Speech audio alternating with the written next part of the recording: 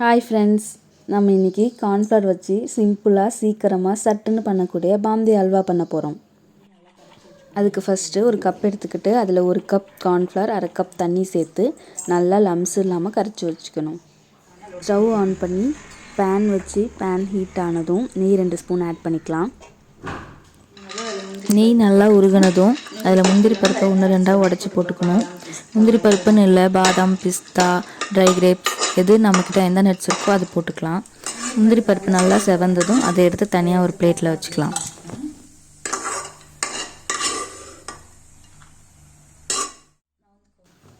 அதே பேனில் அரை கப் தண்ணி, 1 கப் சுகர் போட்டு அது நல்லா கொதிக்க விடணும்.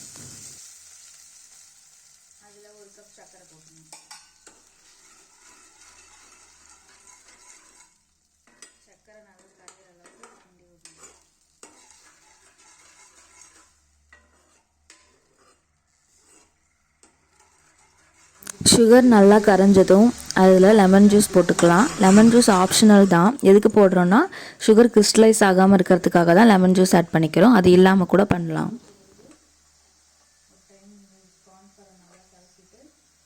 இப்போது நம்ம ஆல்ரெடி கலந்து வச்சுருக்க கார்ன்ஃப்ளவர் மிக்ஸை நல்லா லம்ஸ் இல்லாமல் கலந்து விட்டு ஊற்றிக்கணும். சுகரும் கார்ன்ஃப்ளவரும் மிக்ஸ் ஆகிற அளவுக்கு கைவிடாமல் கிளறணும்.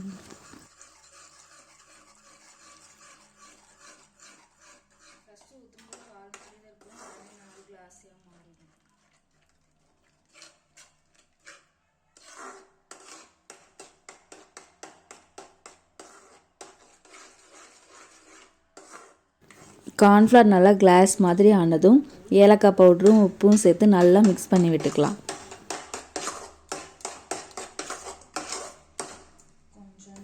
இந்த ஸ்டேஜில் நம்ம ஃபுட் கலர் ஆட் பண்ணிக்கலாம். எந்த கலர் வேணாலும் ஆட் பண்ணிக்கலாம். என்கிட்ட கேசரி பவுடர் இருக்குது. நான் இன்றைக்கி கேசரி பவுடர் ஆட் பண்ணிக்கிறேன்.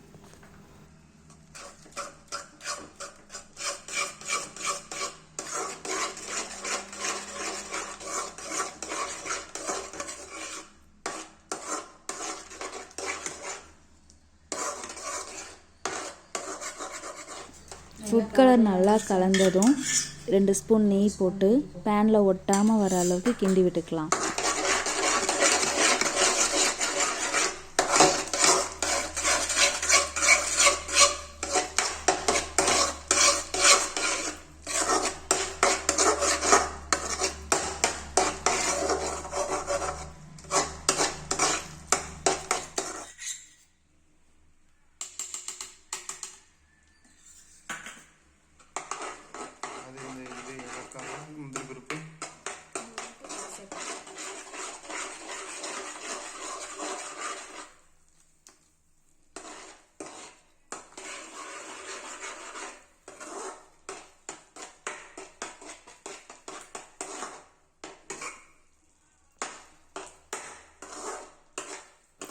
ஹல்வா நல்லா சுருண்டு வந்ததும் ஏற்கனவே வறுத்த முந்திரி சேர்த்து கிளறி விட்டு இறக்கிடலாம். சுவையான பாம்பே ஹல்வா ரெடி ஆயிடுச்சு.